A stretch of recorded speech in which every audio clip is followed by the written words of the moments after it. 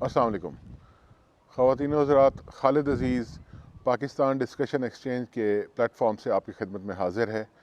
आज 8 फरवरी है, election day है। पाकिस्तान में हर जगह पर आज पोलिंग हो रही है। इस वक्त शाम के तकरीबन 5 बजने वाले हैं। पोलिंग का अमल ख़त्म होने वाला है। आज दिन भर जो जगह मैंने देखी और मेरी टीम मेरे साथ थी, हमने जिन जिन पोलिंग स्टेशंस का विज़िट किया उनका अहवाल आपको बताते हैं। लेकिन इससे पहले ये बताना ज़रूरी है कि जहाँ जहाँ भी मैंने विज़िट किया, मुतादिद पोलिंग स्टेशंस पे मैं गया, तकरीबन हर जगह पर ही इंतहाई खुश उसलूबी से और अमन व अमान के साथ पोलिंग का अमल जारी था। किसी किस्म की कोई भगदड़ और कोई बदमज़गी वाली सूरत हाल कहीं भी नज़र नहीं आई।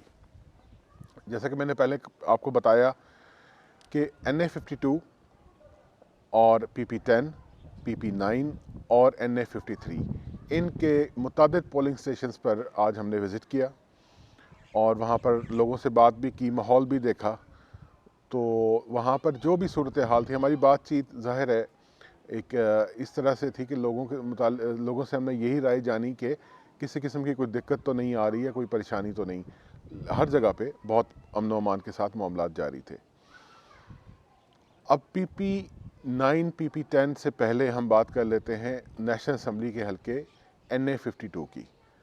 NA-52 में जैसा कि आपको पता है कि राजा परवेज़ अशरफ, राजा जावेद इखलास और तारिक अज़ीज़ भट्टी, ये 3 अहम बड़े उम्मीदवार हैं। इनके अलावा TLP के उम्मीदवार चौधरी रियाज भी हैं।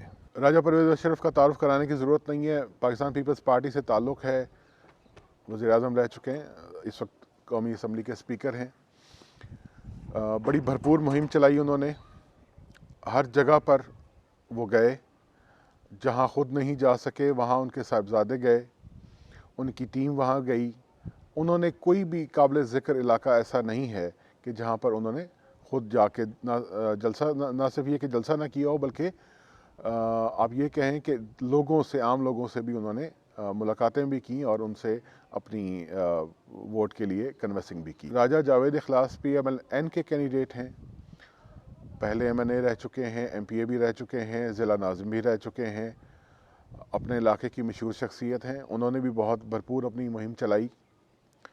उनकी मुहिम कदरे जो एरियाज़ उनके हल्के में नए शामिल हुए हैं, 5 यूनियन काउंसिल्स हैं। यूनियन काउंसिल सागरी है, यूनियन काउंसिल लोधरा है, तख्तपड़ी है, बगा शेखा है, मुग़ल है। इन यूनियन काउंसिल्स में उन्होंने कोई बहुत ज़्यादा काबिल ज़िक्र किस्म की मुहिम नहीं चलाई, लेकिन उनकी टीम बहरहाल हर जगह मौजूद थी। मगर जो इसी सीट के नीचे आने वाले MPA हैं, शौकत अज़ीज़ भट्टी, उन्होंने इन इलाकों में भरपूर मुहिम चलाई। तो ये कहना गलत नहीं होगा कि मुस्लिम लीग नून ने भरपूर अपनी इंतखाबी मुहिम चलाई, पीपल्स पार्टी ने भरपूर अपनी इंतखाबी मुहिम चलाई। इसी हल्के से पाकिस्तान मुस्लिम लीग नून के उम्मीदवार के बाद अब हम बात करते हैं पाकिस्तान तहरीक इंसाफ के हिमायत याफ्ता उम्मीदवार तारिक अज़ीज़ भट्टी की। तारिक अज़ीज़ भट्टी किसी सूरत भी कैंपेन में नज़र नहीं आए। कम अज़ कम ये कहना तो बिल्कुल भी गलत ना होगा कि वो आखिरी हफ्ता 10 दिन तो वो बिल्कुल भी मंजर आम पे किसी जगह पे, कम अज़ कम जो नए उनका जो रीजन है उसमें तो वो बिल्कुल भी नहीं नज़र नहीं आए। इसके साथ साथ PP-9 की बात कर लें तो PP-9 में शौकत अज़ीज़ भट्टी पाकिस्तान मुस्लिम लीग नून के उम्मीदवार हैं। पाकिस्तान पीपल्स पार्टी के उम्मीदवार चौधरी सरफराज ख़ान हैं। नई शख्सियत हैं, कदरे नई शख्सियत है। आपने अगर उनके तारुफ़ या उनके सियासी जद्दोजहद के हवाले से वीडियो देखनी हो, उनका आप चाहते हो कि आपको उनका सियासी तारुफ़ मिल जाए, तो हमारे चैनल पे वीडियो मौजूद है, आप वो देख सकते हैं। चौधरी सरफराज ख़ान ने भी भरपूर इंतखाबी मुहिम चलाई और उन्होंने भी तकरीबन हर घर, हर मोहल्ला, हर गली में जाकर अपनी प्रेजेंस दिखाई। मुनीर अहमद उम्मीदवार हैं पाकिस्तान तहरीक इंसाफ के हिमायत याफ्ता। इनका इंतखाबी निशान, जैसा कि आपको मालूम है कि पाकिस्तान तहरीक इंसाफ को इंतखाबी निशान तो अपना नहीं उनको मिल सका, तो ये आज़ाद उम्मीदवार की हैसियत से ही इलेक्शन लड़ रहे हैं। इनकी भी इंतखाबी मुहिम ना होने के बराबर थी। बहरहाल आज जो सूरत हाल हमने देखी, मैं आपको उसके मुतालिक एक ब्रीफ दे देता हूँ। रात को आपको मज़ीद अपडेट्स भी मिलेंगी हमारी अगली आने वाली वीडियोस में, और आपको उसमें जो रिज़ल्ट्स या जो ट्रेंड्स हैं उनके हवाले से भी बात हम करेंगे। लेकिन इस वक्त तक जो सूरत हाल थी, जितने पोलिंग स्टेशंस हमने विज़िट किए वहाँ पर तमाम सियासी जमातों के, हत्ता के जो आज़ाद उम्मीदवार हैं, सभी के नुमाइंदगी थी। पोलिंग एजेंट्स भी थे, उनके पोलिंग कैंप्स भी लगे हुए थे। लेकिन पाकिस्तान तहरीक इंसाफ के जो हिमायत याफ्ता उम्मीदवारान हैं, उनकी पोलिंग स्टेशंस पर किसी किस्म की कोई एक्टिविटी नज़र नहीं आई। जो लोगों का मूड, लोगों के आप कह लीजिए कि चेहरे देखने से कुछ अंदाज़ा जो हुआ, क्योंकि देखें, एक तो ये बात है कि किसी से भी ये बराह रास्त पूछना अखलाकी तौर पे मुनासिब नहीं होता कि आपने वोट किसको दिया।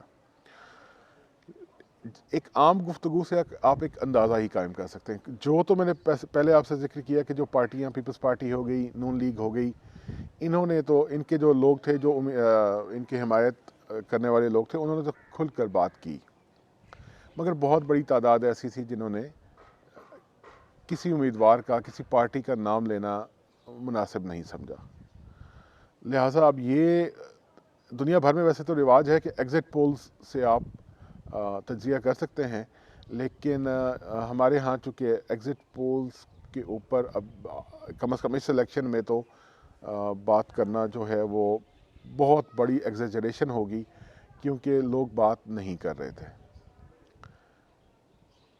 इसके अलावा हम बात कर लेते हैं NA-53 की। चौधरी निसार अली ख़ान यहाँ से उम्मीदवार हैं, राजा कमरुल इस्लाम पाकिस्तान मुस्लिम लीग नून के उम्मीदवार हैं, और कर्नल अजमल साबिर राजा, ये पाकिस्तान तहरीक इंसाफ के हिमायत याफ्ता मगर आज़ाद उम्मीदवार हैं। जैसे कि मैंने NA-52 के हवाले से बात की, सेम यही सिचुएशन NA-53 में है। कहीं पाकिस्तान तहरीक इंसाफ का ऑन ग्राउंड कोई, ना तो कोई कैंप नज़र आता है, ना उनकी कोई इवन झंडे नज़र नहीं आते। यानी आप को मैं अगर ये बताऊं कि मैंने आज कमोवेश कोई 100 किलोमीटर से ज़्यादा सफ़र किया, मुझे सिर्फ 2 गाड़ियों पर और एक घर के ऊपर मुझे पाकिस्तान तहरीक इंसाफ का झंडा नज़र आया। लिहाजा ये बात तो बिल्कुल क्लियर है कि पाकिस्तान तहरीक इंसाफ के हिमायत याफ्ता उम्मीदवारान की कोई किसी किस्म की कोई एक्टिविटी नज़र नहीं आई। ना तो कहीं कैंप नज़र आए, जो पोलिंग कैंप्स होते हैं जहाँ पे वो पर्चियाँ वगैरह आपको नंबर लिख के दिए जाते हैं, ना तो वो कैंप्स थे। मगर बाकी तमाम जमातों के ना सिर्फ कैंप्स थे, वहाँ पे खाने वाने का इंतजाम थे, चाय पानी, ये वो सारा सिलसिला वहाँ पे जारी व सारी था। पोलिंग का जो अमल है वो उमूमी तौर पर ठीक रहा, यानी रफ्तार के हवाले से मैं ये कहूँ तो वो ठीक था, रफ्तार सुस्त नहीं थी। मैंने ख़ुद भी अपना वोट कास्ट किया, तो मैंने भी ये महसूस किया कि अमला बिल्कुल चाबुकदस्ती से काम कर रहा था, किसी किस्म की उसमें सुस्ती या स्लो डाउन होने का जो तासुर है वो बिल्कुल नहीं था। अब चूँकि 5 बजने वाले हैं, वोटिंग का अमल ख़त्म होने वाला है, तो हम कोशिश करेंगे कि हम आपको जल्द से जल्द अगली वीडियोस में कम से कम उन पोलिंग स्टेशंस का अहवाल ज़रूर बता सकें जहां पर हम जा सकते हैं, क्योंकि आपको पता है कि telephone service, mobile phone service जो है वो बंद है। तो ये तकरीबन मुश्किल होगा कि हम बहुत ज़्यादा जल्दी काफ़ी ज़्यादा पोलिंग स्टेशंस के रिज़ल्ट्स आपके सामने लेके आ सकें, वो मुश्किल है। लेकिन सो फार जो सिचुएशन है वो मैंने आपके सामने रख दी। अगली आने वाले वीडियोस में आपको, आज रात को आपको हमारे प्लेटफॉर्म से मज़ीद वीडियोस मिलती रहेंगी। इससे पहले कि मैं वीडियो को ख़त्म करूं, यहाँ पे PP10 का जिक्र करना भी ज़रूरी है। PP10 के जो उम्मीदवारान हैं उनमें जो चंद काबिल ज़िक्र नाम हैं, उनमें चौधरी नईम एजाज़ हैं, पाकिस्तान मुस्लिम लीग के उम्मीदवार हैं, बहुत मशहूर नाम है। जो लोग रावलपिंडी को जानते हैं, बल्कि आप ये कह लीजिए कि जो लोग भी रियल एस्टेट सेक्टर में थोड़ी बहुत भी दिलचस्पी रखते हैं। ब्लू वर्ल्ड सिटी से वो वाकिफ़ हैं। चौधरी नईम एजाज साहब उसके डायरेक्टर्स में से एक हैं। उनके साथ साथ आज़ाद उम्मीदवार हैं चौधरी कामरान अली ख़ान।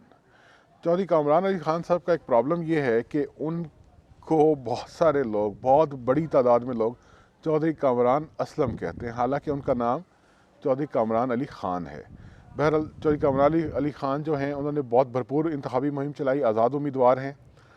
और मैंने कम से कम आज जो मुतादिद जगहों पर देखा, वहाँ पर चौधरी कामरान अली ख़ान के कैंप्स भी नज़र आए और उनके कैंप्स में काफ़ी गहमा गहमी भी थी। यहीं से चौधरी अमीर अफजल पाकिस्तान तहरीक इंसाफ के हिमायत याफ्ता आज़ाद उम्मीदवार हैं। उनकी ना तो कहीं प्रेजेंस थी जैसे कि बाकी उम्मीदवारों जो तहरीक इंसाफ के हिमायत याफ्ता उम्मीदवारान हैं उनके मुतालिक बताया मैंने, इसी तरीके से चौधरी अमीर अफजल की भी कहीं प्रेजेंस नहीं थी। बहुत सा, जैसे मैंने पहले आपको बताया कि खामोश वोट बहुत सारा है, किधर जाता है वो तो शाम को ही पता चलेगा। लेकिन अभी तक की जो सूरत हाल है वो ये है। हमारे चैनल को सब्सक्राइब ज़रूर कीजिए। हम बहुत मेहनत कर रहे हैं और हम उम्मीद करते हैं कि आप हमारी हौसला अफजाई के लिए हमें सब्सक्राइब करेंगे, हमारी वीडियोस को लाइक करेंगे, शेयर करेंगे और कमेंट्स में अपनी आरा का इज़हार करेंगे। खालिद अज़ीज़ को इजाज़त दीजिए। अल्लाह हाफ़िज़।